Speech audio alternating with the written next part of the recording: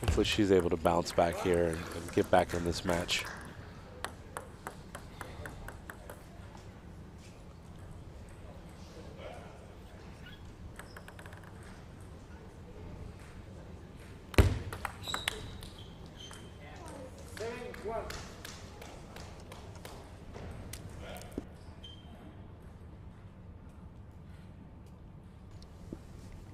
So Zen Ding with the serve, 7 serving 1. And manages to extend her lead. And as a theme that we've talked about all day, these big leads happen. And you have to have some mental fortitude to try and stay composed, maybe even use a couple of your shots to figure out some tactics or touch on something. Well, if you feel like there's a good chance you're losing or a high probability, you know, use this to gain information for the next game. And you'll find a lot of people, if they feel like they're just, you know, too far out of a game, they will use that to just basically say, the game plan I had was the right one. I'm just not executing it, so we're just going to keep swinging away, and hopefully, you know, the misses don't carry into the next game, but you've got to be able to still execute those shots, and sometimes they're just not landing for Crystal, and that's where the frustrating part is where she's just not getting anything in, particularly off the backhand side.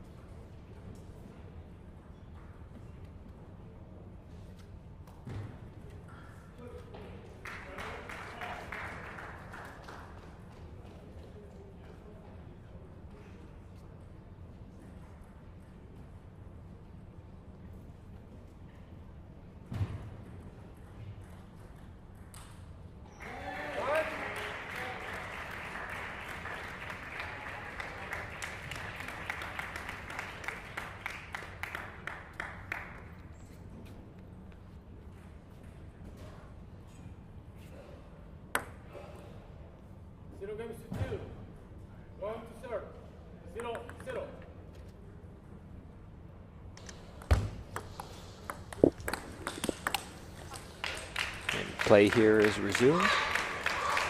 Crystal Wong, at least off to the start she wants on the first point.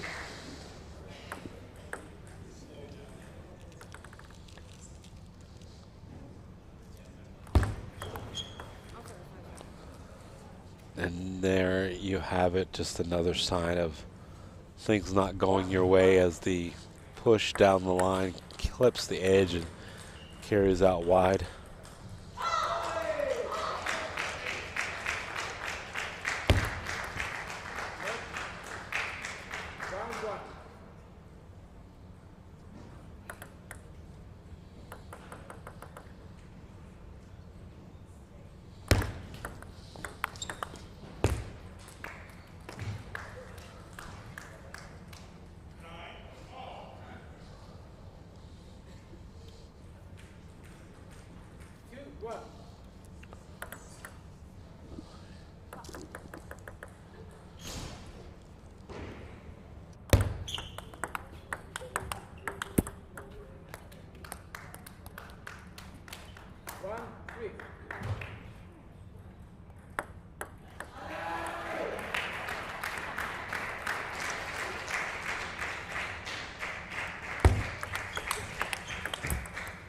And even there, the quick exchange, Crystal got exactly what she wanted in that rally. Wasn't able to finish it off on the backhand side. She calls timeout, which is very smart. She didn't want this game to get too far away from her. She trails 2-0 and also 4-1 here in this third game. So she's got to get something turned around very quickly here, or we'll have just a repeat of game 2 to where it was just too far out of hand and nothing was falling. Over in the corner, she does have a slight look of confusion, frustration, where there's just not a whole lot she's been able to do or get into this match. She hasn't been able to establish any kind of rhythm. Forehands are landing here and there, but just really struggling off the backhand side at times. We'll see if she can come out of this timeout break with a new game plan, maybe executing some shots, landing some of the big backhands that she's taking the cuts on.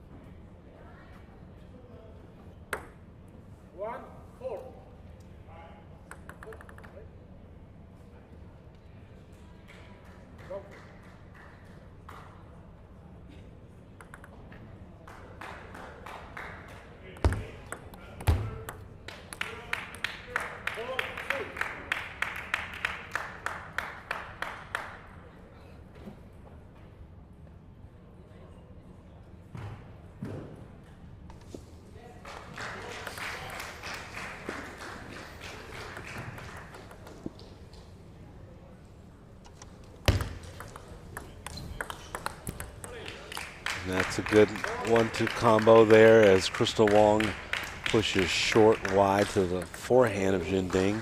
Follows it up with a nice backhand roll towards the middle. She gets a point there, 4-3, trying to keep it close here in the third game. And sometimes you need a little luck, but that's called double luck, where you hit the net and the edge. There's nothing you can do about that, but just kind of shake it off. Double happiness.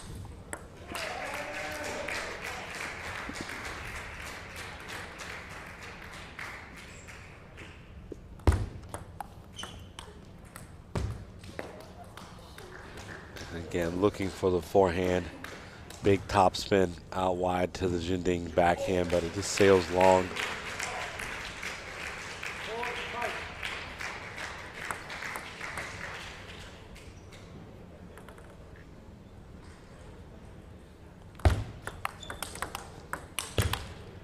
And that's more like it from the number 3 seed, Crystal Wong. Very confident stroke. Big backhand followed up by a bigger forehand.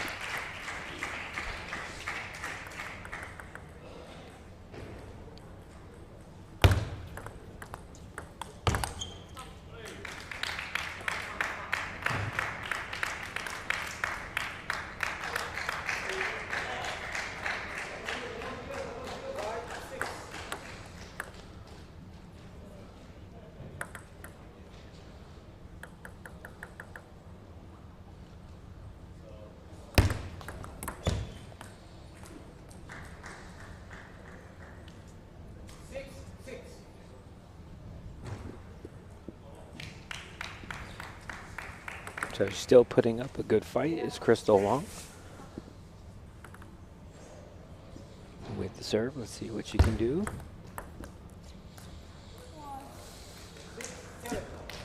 So sound like the mics picked her up saying why. Like maybe choosing the wrong touch to play on that ball.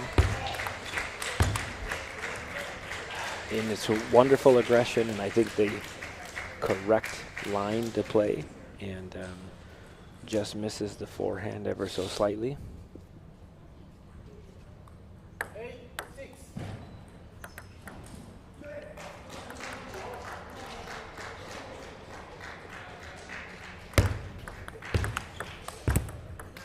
That was wonderful from Zen Ding.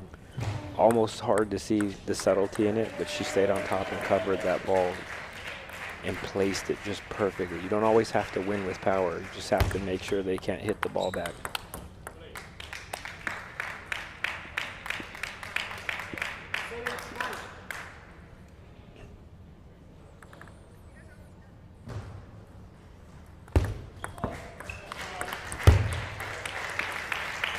So surprisingly, Crystal not opting to use a timeout because we're in the best 4 out of 7 here in the women's singles semifinals. Typically it's a best of 5. So even if she loses this game, her opportunity will still be present to attempt a reverse sweep. But This is going to be a tall order for her, with Zen Ding 10-8 having 2 chances to set her up with a good serve.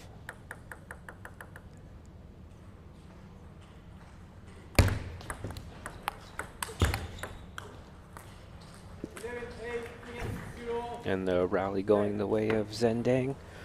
And it looks like we are off to a Texas Wesleyan 3-0 lead in the women's semifinals over Emory.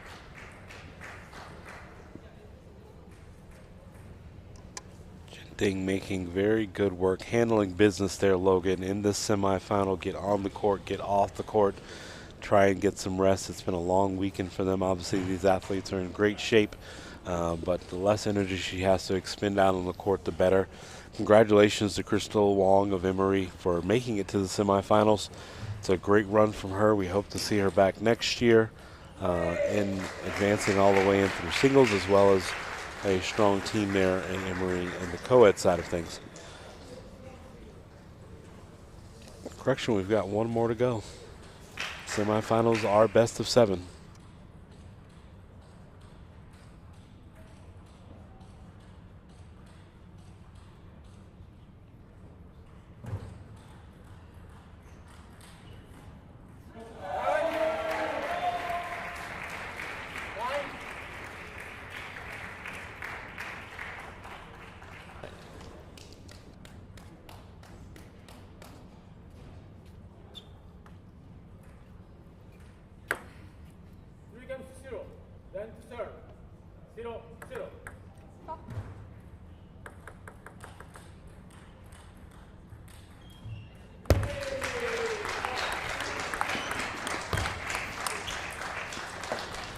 Just real steady play there from Zen Ding. Not rattled at all by the consistent flurry of forehands coming from Crystal Wong. Crystal actually getting a few in there all together, 3 or 4 in that rally is exactly what she needs. But even if you see the look on her face, she's smiling right now. That's respect, right? It's like, how many shots do I have to hit to get it by you, to get it past you? And it's a good show of sportsmanship when they're realizing that, all right, she's just playing quality. I'm not really losing this. She's doing what she needs to take it.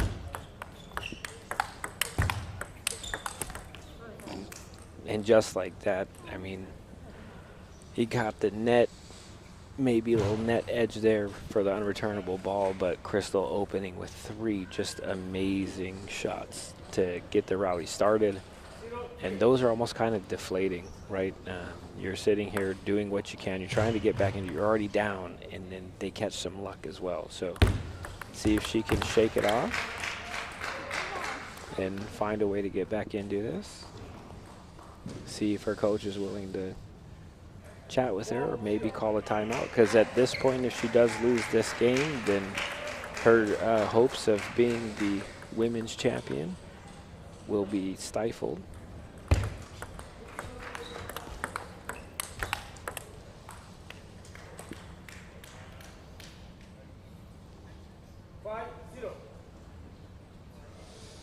So Zen Ding in full control at the moment.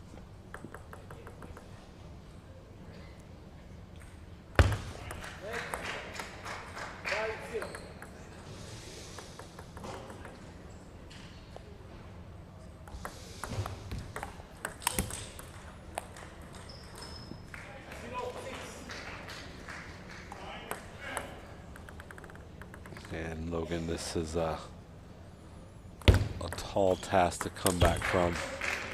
Nice forehand down the line. She still has so much more work to do.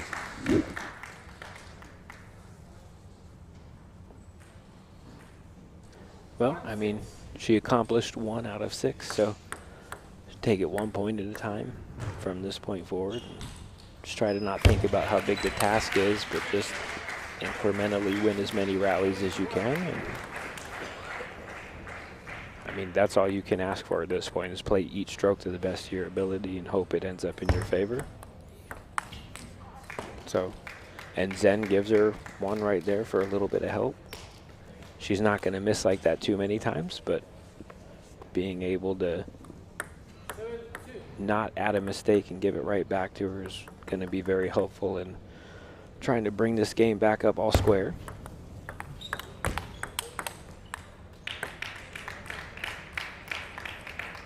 So, I mean, she's closed the gap by 2, and she does have a little bit of wiggle room.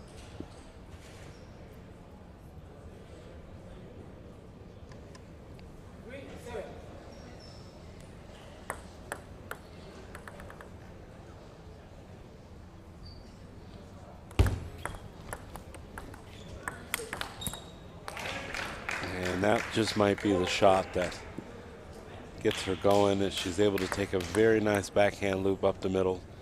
Too much for Zen Ding to handle.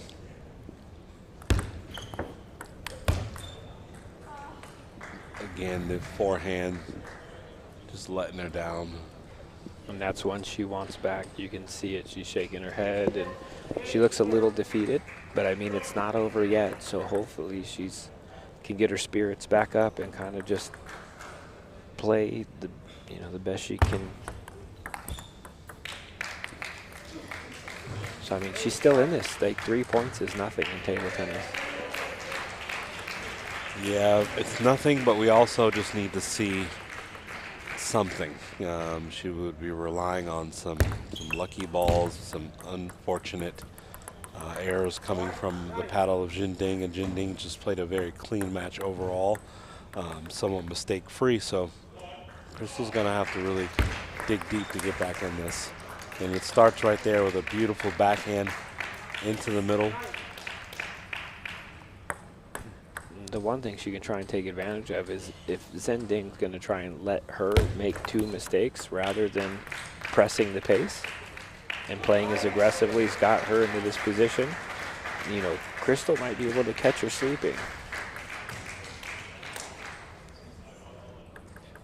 We shall see, Logan. But it's not going to happen like that. I know that she's already seeing the frustration and kind of carrying herself. Something must not feel right. The timing, the footwork doesn't feel normal.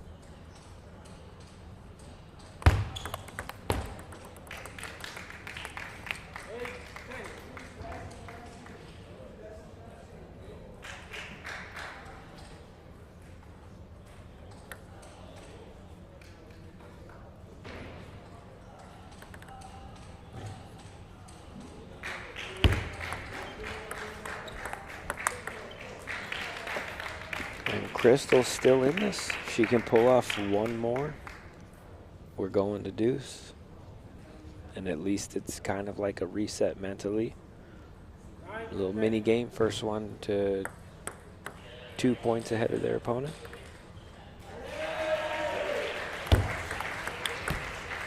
And she does it. So she's still in here. She is finding a way. This scrappy play is sometimes what has, you know, epic matches, what they're made of, you know.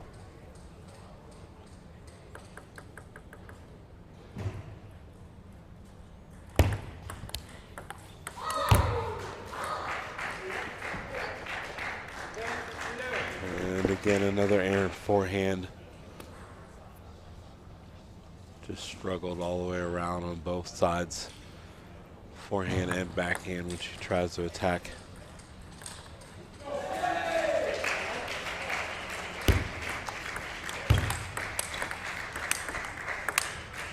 Oh, just an amazing point there from Zen Ding, and that's just so much work for someone to overcome when you're just throwing the whole kitchen sink at them and they keep bringing it back. So congratulations to Zen Ding. She wins the 4th game 12-10. Advancing to the women's singles final. Congratulations to Crystal Wong. She will be competing for 3rd place in women's singles. We're going to be waiting for men's semifinal action coming up here shortly. I'm Joe Wells. Alongside me is Logan Zimmerman. We are watching the 3rd and final day of this 2024 Collegiate National Table Tennis Championships. It's been a great one, but we've got more fireworks to go, Logan.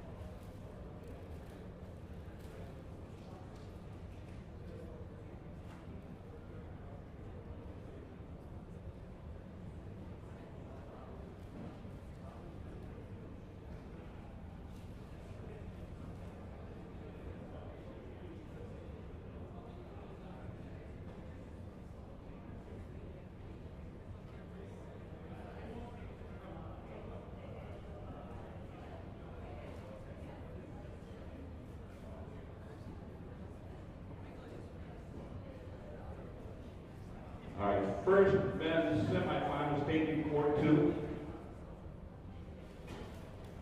4 out of 7.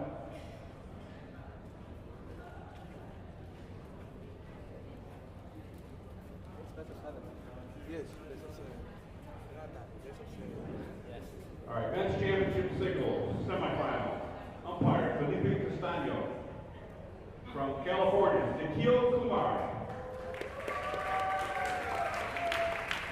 From Texas Wesleyan, Jonathan McDonald.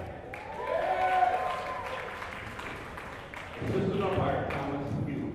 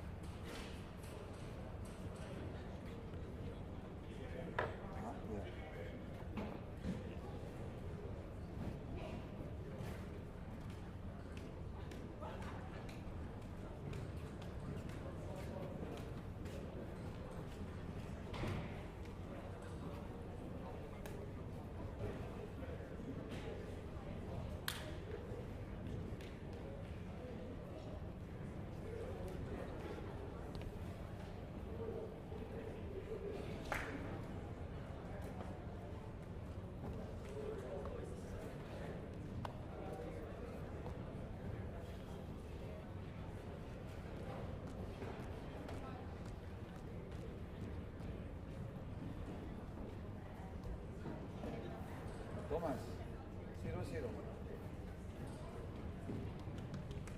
Thank you.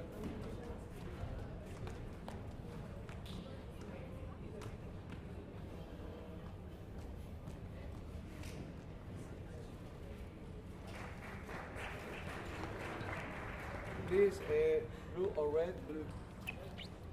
Red. Sir? This side. This side? Okay.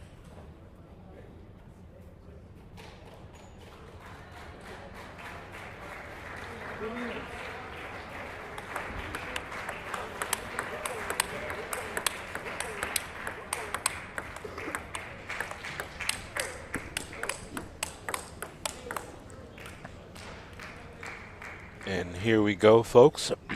First fireworks show of the weekend. Nikhil Kumar versus Jonathan McDonald of Texas Wesleyan. Kumar, the defending men's singles national champion. Jonathan McDonald, the rookie at Texas Wesleyan, with a strong showing, making it here to the semifinals in his first year. Also already taking the co-ed championships yesterday.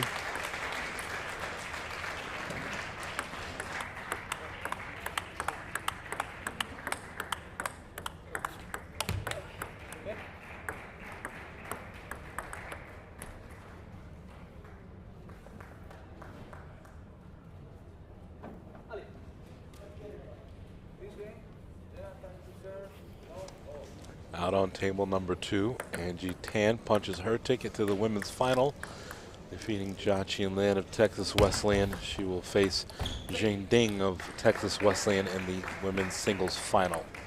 Congratulations, Angie.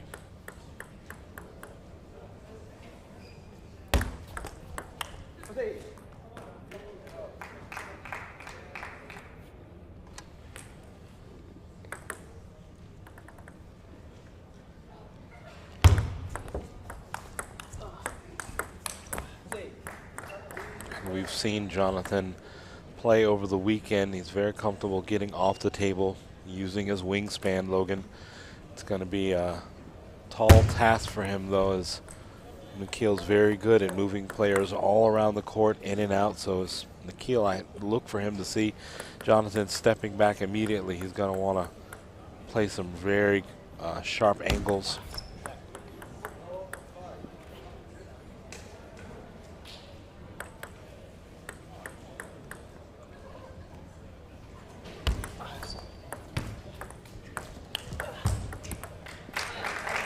Jonathan getting one right there, getting the first points on the board. His entire bench has made their way to the stands in support of their player that's left in the singles.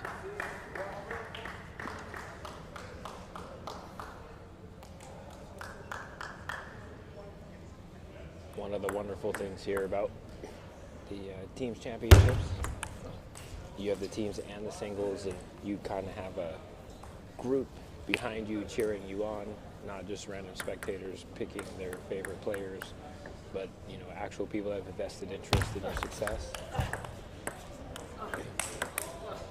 And there's a perfect example of what we talked about earlier, just McKeel really being able to control the point. It started off quick. He noticed Jonathan took a step back very quickly, and instead of it being a full punch block, he actually gave him a block that fell short and had to require Jonathan to move back into the table, and that's when he went back on offense. And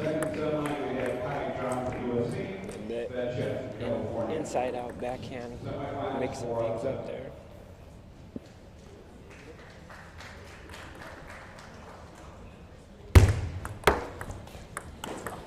And you heard that quality push there, Jonathan fully committed.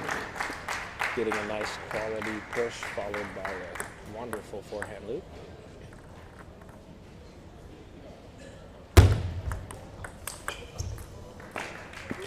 And there, McPhee showing off his range. Is a great forehand cross court.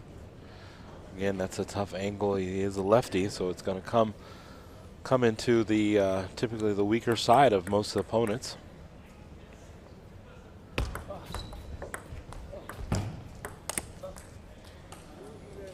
And Jonathan just missing his backhand loop, catching the top of the net and sailing a little bit out of the court.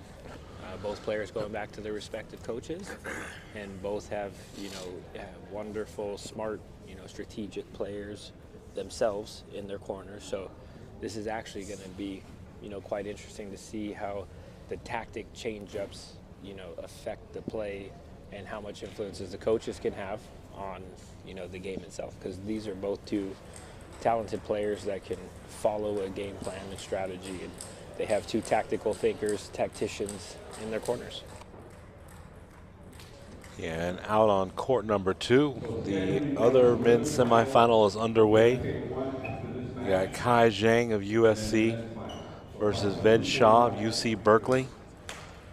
Ved Shah continuing his run at a really impressive championships here. Coming up a little short in the co-ed yesterday, but already a runner-up in the co-ed division in his first year at NCTTA College Nationals. He's looking to find a chance, just like his teammate Nikhil. Wouldn't be the first time that we've had two teammates from the same team in the men's final. And a nice, jockeying for position on that rally there, so it's fun to see.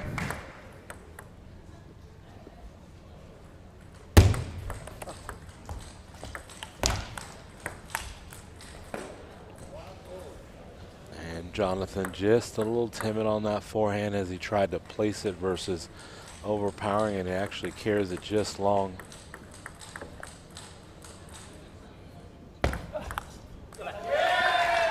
Nice fast serve into the middle of Nikhil, who sends it a little bit long. Jonathan really loading up the pace there and forcing that ball off the edge.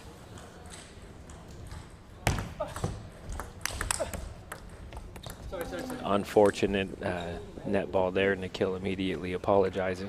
Yeah, but it was just a great job of Nikhil even to react to that big forehand into his body, and he had his paddle in the right position.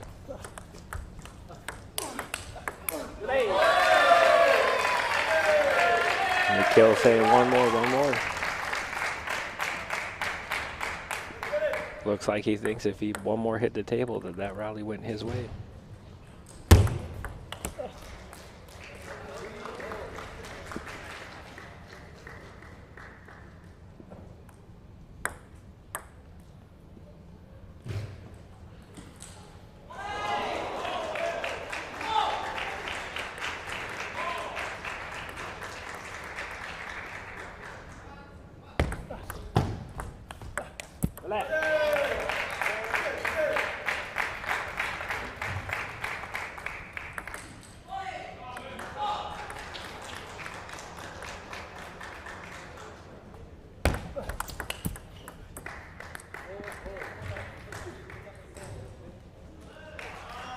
And we're all tied up 4-4 with Nikhil to serve.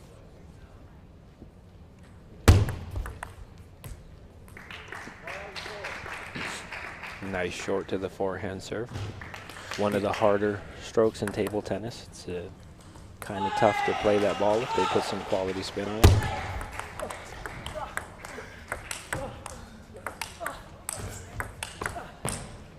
Beautiful point there. I don't even know if there's anything to say about that. The whole rally speaks for itself. The one thing that I did notice that Jonathan didn't overhit. He played just a quality forehand loop. It wasn't too hard. And then the inside out And he was breaking able to away. And he was able to move it around. So that was really impressive from McDonald there. That first ball I wasn't even sure Nikhil could get to, but I forget he's left-handed, so he was able to make it.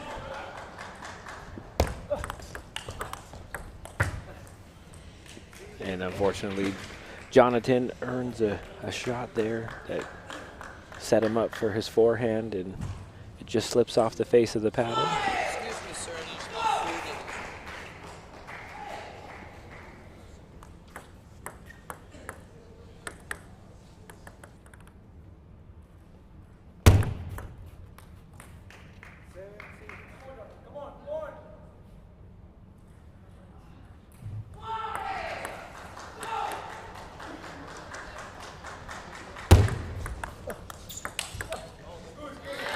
Nice And little combination there. we've seen that point open up several times where Jonathan takes the forehand inside out, works it out wide. Spin is moving away from Nikhil, and he gets the ball back over the table, and then he brings it back cross court to Nikhil's backhand. And he's played that sequence out several times. And I mean, it's just been interesting watching at the higher level. I notice a lot of left-handed players. And today I've been seeing this theme where they play that inside-out forehand over the table into their forehand, which seems counterintuitive, but it's a tactic they're all employing.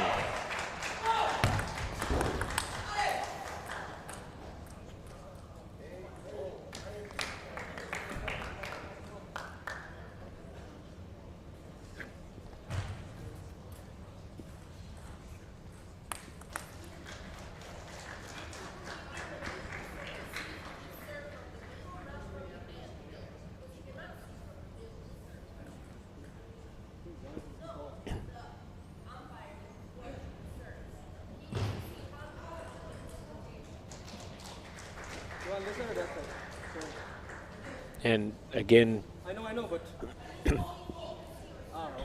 common theme in this, Nikhil asking the opposing coach, hey, where do you want him to stand? It's fine by me. You let me know where to tell him to stand to watch my serve. The coach inquiring that the service line umpire isn't at a proper angle to make sure that the serve is legal.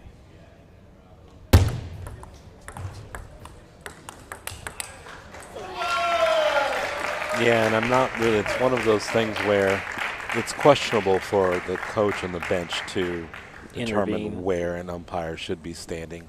And I think that that's obviously going to be the main umpires on the court to tell them if they're in the wrong spot, to review whether or not the serve is questionable or not. So, again, it's debatable, but they can request what they want, but they can't actually tell Sure, them where sure, they should sure. be standing.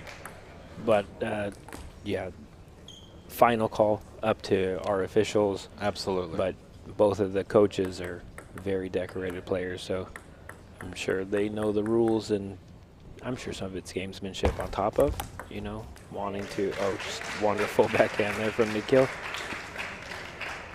But Willie and I were talking about it previously, that it's been so nice that the student athletes, like, they've been really, really wonderful this year. They've been very helpful. If things have arose on the table, they've been really good about working it out, you know, politely. Yeah, and one thing, even earlier, Nikhil called, you know, fault on his serve because his toss got away from him and hit him in the chin, but the umpires didn't see it, but he felt it, so yeah, and that's like he called it. So wonderful sportsmanship. Absolutely. Lots of respect for that.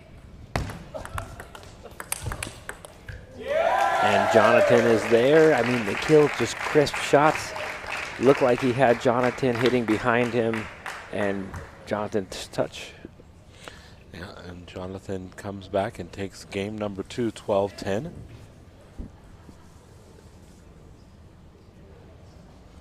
Well, I mean, we have a game on our hands now. And keep in mind, the semifinals are best of 7, so we still have a lot of table tennis ahead of us.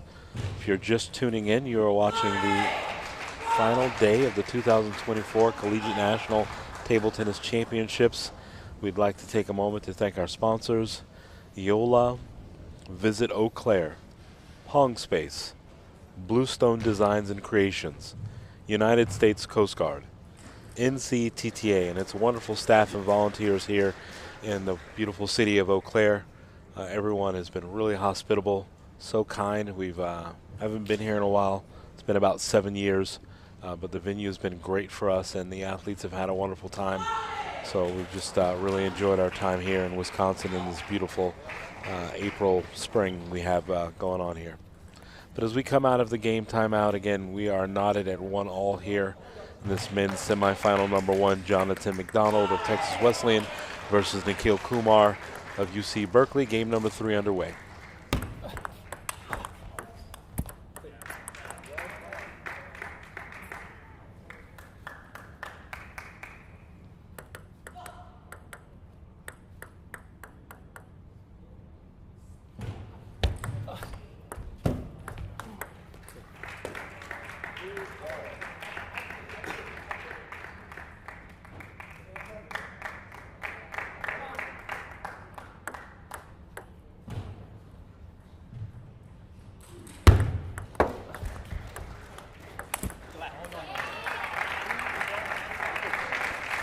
So Jonathan getting on the board. Nikhil with one more serve. And just putting it a little bit wide to the forehand. Nikhil scratching his head. Maybe there was something a little more deceptive about the last minute change of direction from Jonathan.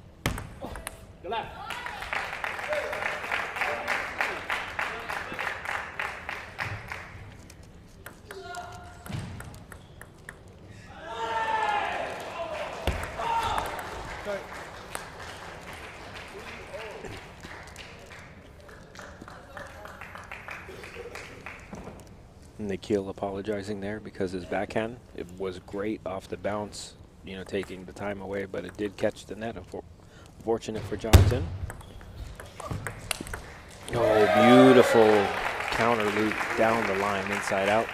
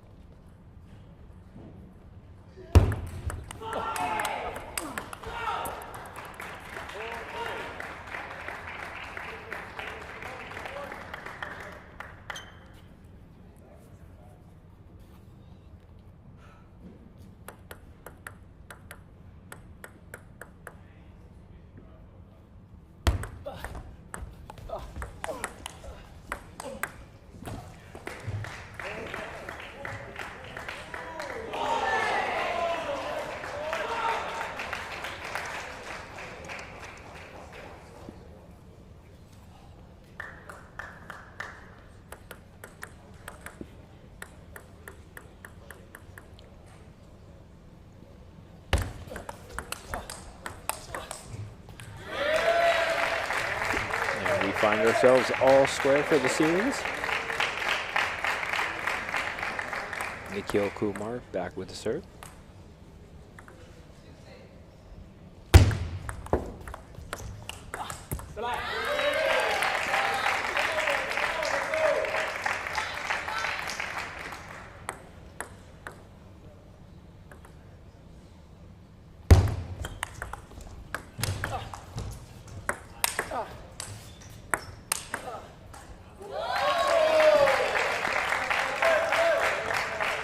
Yeah, great patience there from Jonathan McDonald on the forehand smash. Is really with that angle, the smartest thing to do was continue to go out wide to the Nikhil Kumar forehand. And he played just enough spin and a bend away from Nikhil that he wasn't able to make a play on it. But sometimes people have a tendency to want to overhit that Logan, but he played it very controlled.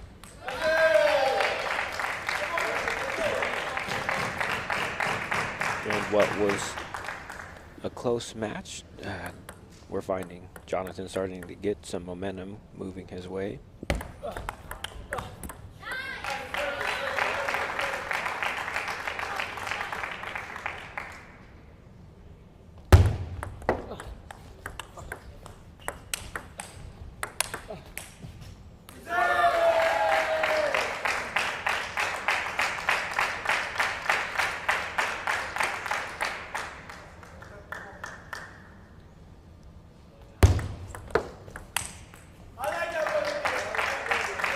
There you have it. Jonathan McDonald takes game number 3 in commanding fashion, 11-5. Was not a typical Nikhil Kumar game, as he was a lot of balls were getting away from him, a lot of things sailing long. It looks like he was playing a little bit more defense away from the table than he liked. I imagine that as he sits in the corner and has a chat with the coach, going to come out with a slightly different strategy here in this 4th game to get himself back in this final. If not, he has a long, long way to come back in this first men's semifinal. Out on table number 2, again, it is Ved Shaw of UC Berkeley.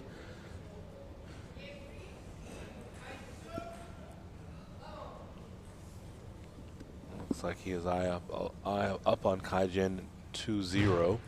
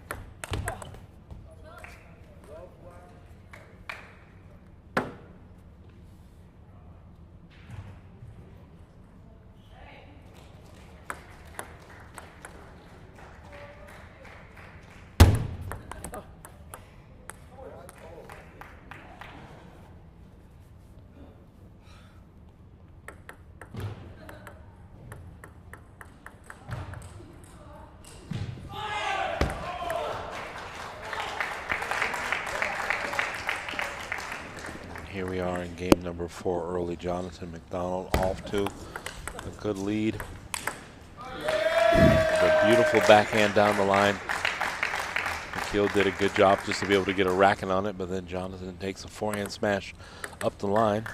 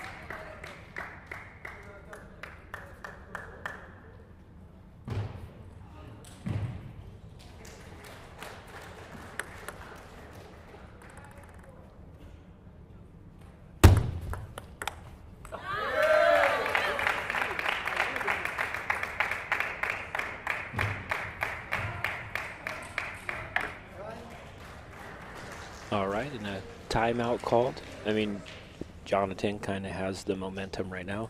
So this is a good time for Nikhil to go collect the stats, you know, bounce a few ideas off of the coach in his corner and see if they can come up with a plan to figure out what exactly Jonathan is doing to pressure Nikhil or put him off his game. Well, the one thing I like is that Jonathan's not really trying to hit through Nikhil. He's not trying to overpower him. He's staying patient. He has much respect for Nikhil's game. Nikhil recognizes that he's not going to be able to get away with as much of the chop blocks, redirects, misreads of the spins against Jonathan because he's playing patient and poised. Again, And moving the ball around a lot and just waiting on his shot. And it's kind of a contrast from Nikhil's opponent in the quarterfinals, who was trying to kind of overpower and pressure with time and pace. And it almost, I mean, he lost 3-1, but the games were so close, it could have gone either way. Whereas now we're seeing a more patient touch and placement, and then when the shot comes, you know, the right amount of speed and spin on it. Yeah, well, his opponent in the previous round was also really fast. So he was able to, you know, play a much more aggressive game. Jonathan, being a tall individual, you know, it's a lot more work for someone of his size to get in and around the court. So he really relies on his reach. But he's doing a really good job of just kind of overall maintaining control of the points.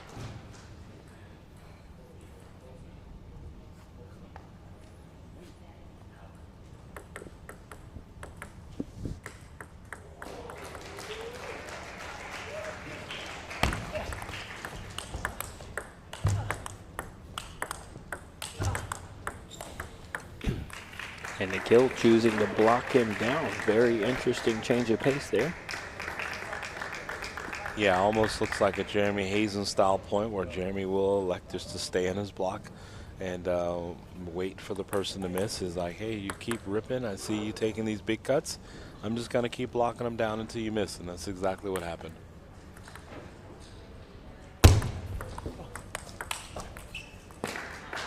And there, nice inside-out forehand from Nikhil Kumar.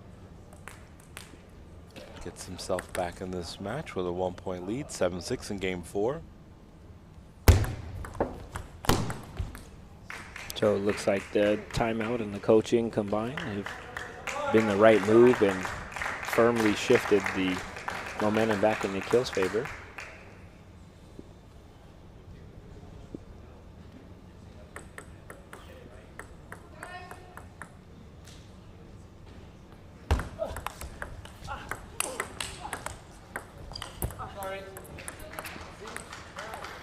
Those were some great recovery shots and follow-up loops to kind of regain control over the rally. Nikhil? Please excuse the language, but we do have some amazing mics that pick up just about everything. And at this point, you know, the players, all they care about right now is winning, and there's going to be some chirping and some self-talk, and sometimes, we all know, I may or may not have had some accidental in the moment, you know, phrases that afterwards you're like, why'd I say that? But things happen under the pressure sometimes. Kumar bounces back and recovers in game 4. He takes it 11-7. Had to work a little bit harder towards the end of it there, where he was more offense than what we saw the previous game. Particularly on the forehand side, he was put a little bit more on that. Moved the ball around a lot, stretching Jonathan out wide to his right side and then actually moving back into the body. So I liked what we saw in that game from Kumar. Didn't really allow Jonathan to establish offense quickly. Well, and until the timeout, it looked like Jonathan was on his way almost to a 3-1 lead. So, I mean, it just goes to show how important, you know, rhythm can be to the match, how important getting some insight. Maybe you're missing something and your coach is like, hey, I figured out what he's doing, and, you know, feeds that back to you. And, oh, I didn't even notice. So it's great to have a second set of eyes if you're ever playing in tournaments and you have a friend or a coach that's willing to sit down and watch your matches, can help you grow as a player, can even help just be the little bit of advice that helps you win your matches.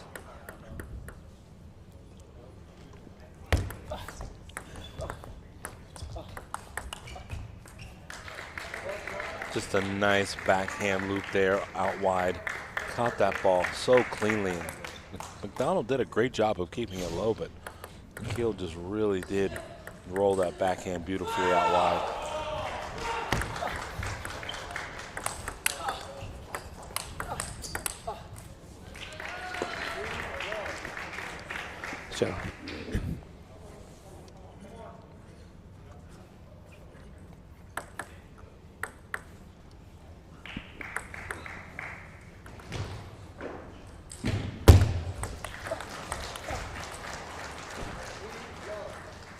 So Nikhil's found himself on quite a roll between the end of the last game and this game, and we're having another timeout. This time Jonathan can, feel the tides turning, and Yasna has his corner, has his back, and I'm sure has some great insights to provide to him to say, hey, we've seen Nikhil play, I understand his style, I've had other players in the past, here's the things that work against this style of player. And so Jonathan and Nikhil really no strangers to each other's game as they compete against one another in MLTT, which has been a great table tennis outlet in the professional side of things in the United States. They're doing a wonderful job of moving operations from coast to coast every other week. So if you haven't had a chance to see that, MLTT has brought on some great matches, and it's also provided an avenue for a lot of our collegiate athletes to compete and get possibility of getting paid as well. So several of our collegiate athletes that are here this weekend are also competing professionally for MLTT teams. So that's just a coincidence of what happens here as you see them out in the other court. Kai Zhang, another one who plays for an MLTT team. So there's a big correlation between the professional ranks and college ranks. And I think a lot of people don't quite understand what NCTTA does. All of these athletes are part of the club organization in college. Usually club organizations are for the fun people who love sports that didn't quite make it to the NCAA. However, because of NCTTA, we're utilizing that framework and structure to help organize the teams. But we have the top athletes in the U.S. that perform here, and that's what makes the championships wonderful, right? Is we get to see these high-quality matches, and it's verified by how many national team players and the MLTT Pro League players, they're all here. Or not all, but I mean our athletes are participating in both, and so it shows you the caliber of these matches. Yeah, current and former college athletes playing in MLTT.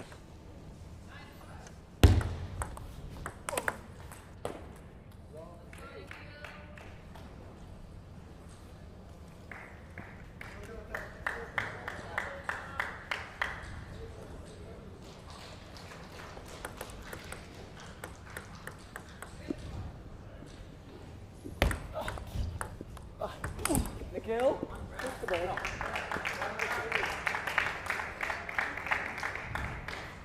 Nikhil did not like that shot selection as he dumps the forehand into the net. Rolls another one. Sometimes you feel like you can take that chance when you're up 8-0. Yeah, it was 8-2 in the fifth. Kumar to serve.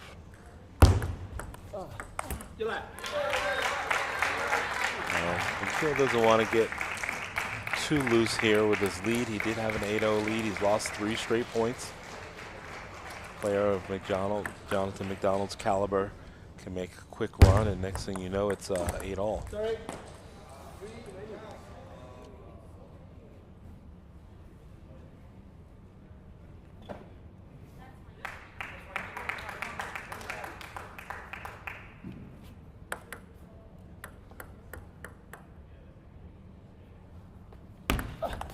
Nikhil.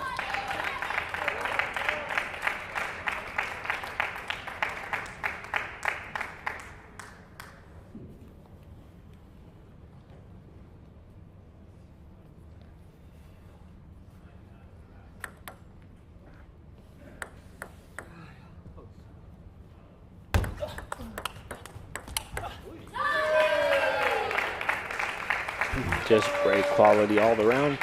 Nikhil making space to take that forehand and so quick on the switch. Provides quality, and Jonathan just down the line.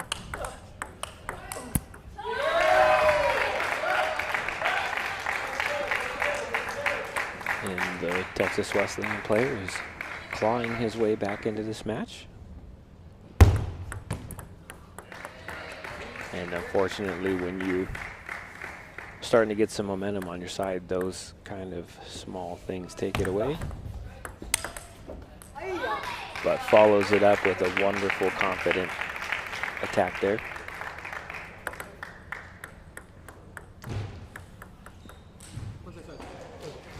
So mentally, he's still in this, but you got Nikhil, a little bit of gamesmanship, something on the table, slowing him down a little, breaking his rhythm.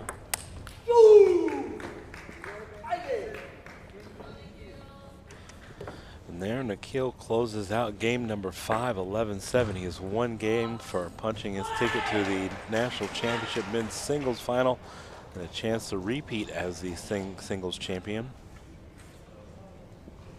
They are battling out on court number 2. It looks like they are tied 2-all. And 1-1, looks like.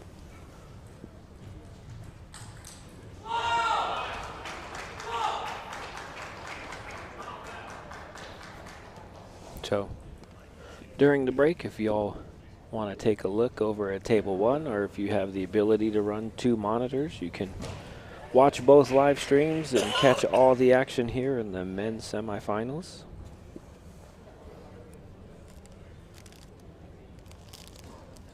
But by the looks of what's going on over there, I think it's worth it.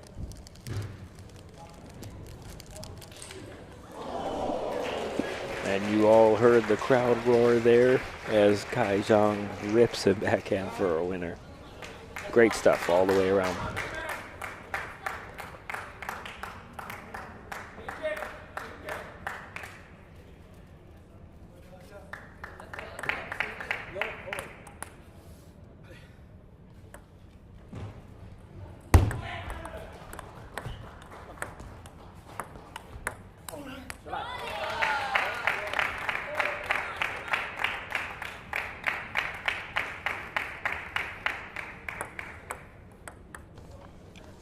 Jonathan coming out with a low and slow approach.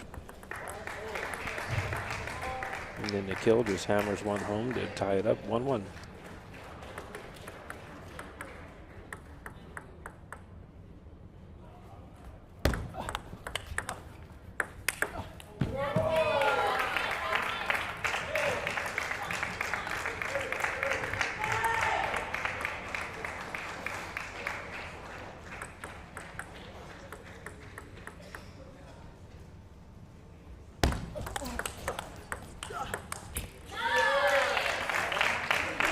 Johnson McDonald follows up with a series of good points there.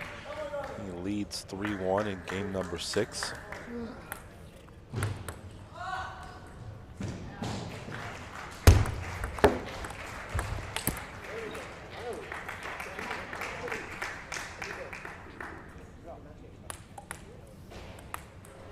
I'm noticing, Joe, Nikhil did it right there, and Kai was doing it earlier.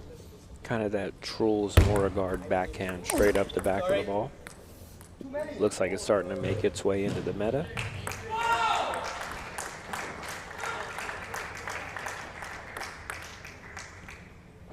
And Truls Moregard has a full array of shots. It's hard to really pick out one, but certainly crafty young man. Great play right off the bounce. That's not something you typically see out of rallies in the men's semifinals or men's game in general, but just a great execution there.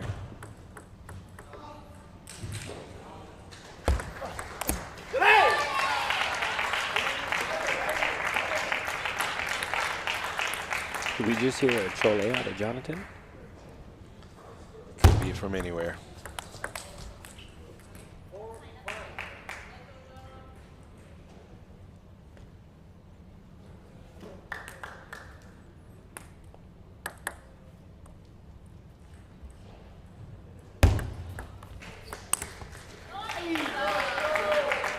McHale slightly misfires. Sounded like it clipped the net just a bit.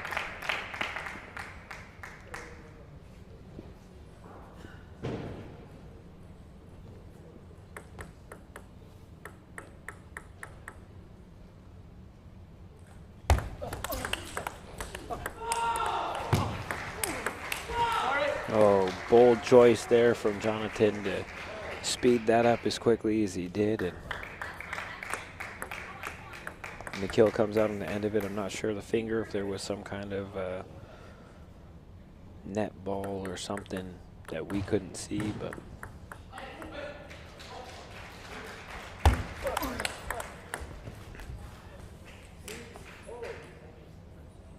just unfortunate there for McDonald as he takes a misstep on the forehand. Slight whiff. It's tight here. I know that obviously he has to win this game to extend the match. A lot of times, sometimes that plays into the mind of the athlete, knowing that they have to execute. You make sure, you know, that you're not really pressing, but you have to win some points.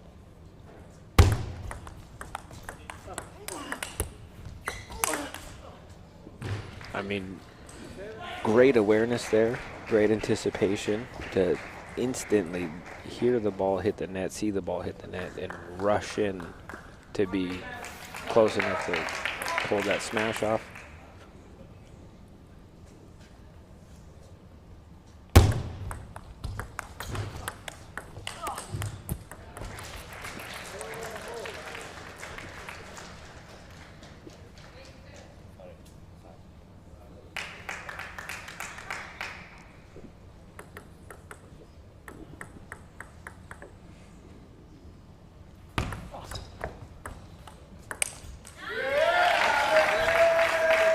Jonathan readying up the spin just a little bit, adding enough for McHale's punch to sail a little long. Whenever they load up like that and get that clean brush, you know, you have to cover the racket a hair more.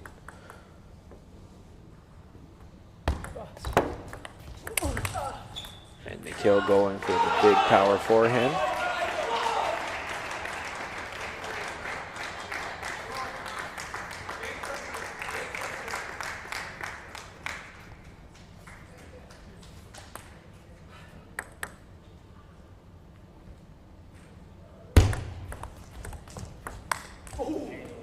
And not something that we've seen much of out of Jonathan. He saw it, he rushed in, and just a hair rush on the shot and misses just barely, but typically he's a little more composed, but the thing going through his mind had to be, I put this one away.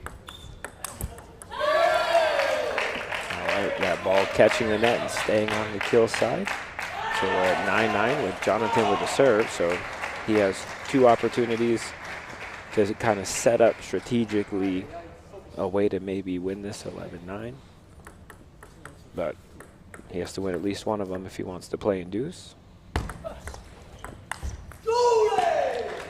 That's two forehands in the last 3 points that McDonald has carried long. One cross court, one up the middle. I know for sure he wants those back, Logan. It sets up a match point for Nikhil Kumar. Well, and the other thing, there's a lot of adrenaline going on right now. So he might feel like he's doing all the same things. Oh, the net almost twice catching both sides, but fortunately for Jonathan, it only caught over on Nikhil. And now we're at deuce. So he's still hanging in there.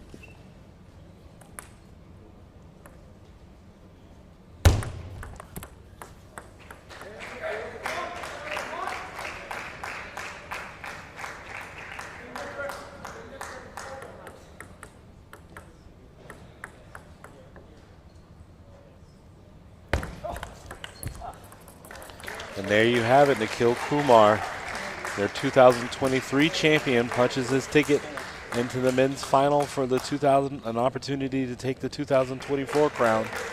He defeats Jonathan McDonald of Texas Wesleyan 12-10 in Game 6. It's a great competition. Congratulations to the Texas Wesleyan newcomer McDonald, as his future is really bright in the college scene.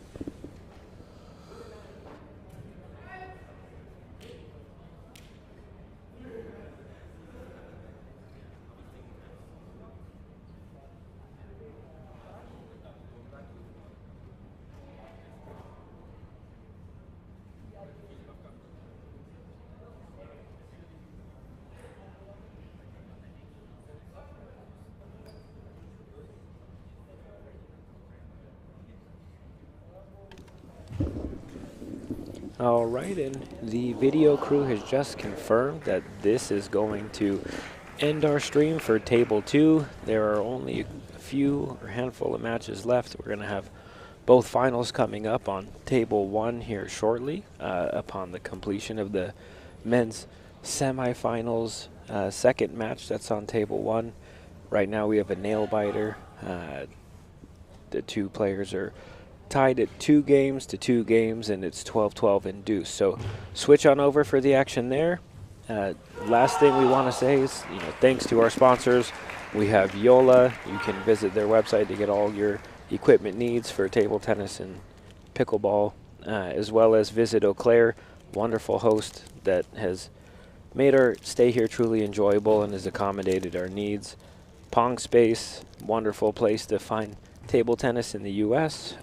Bluestone Design and Creations, providing the medals from the team's championship and banquet last night. They were actually wonderful, wonderful. So if you need some type of awards created, hit up Bluestone. And finally, the U.S. Coast Guard. They were super gracious in sponsoring the event and coming to check out what this is all about, as well as having a booth to talk to the kids about the wonderful opportunities that they have in the Coast Guard. So depending on what your plans are, if you're of age, go talk to your Coast Guard rep today. And the last bit, NCTTA volunteers, we want to thank everybody. It's been a pleasure. Thank you for all the good work. We wouldn't be able to do this without you. So I'm Logan Zimmerman for Joseph Wells. We'll see you all later. Enjoy the rest of the matches on Table 1.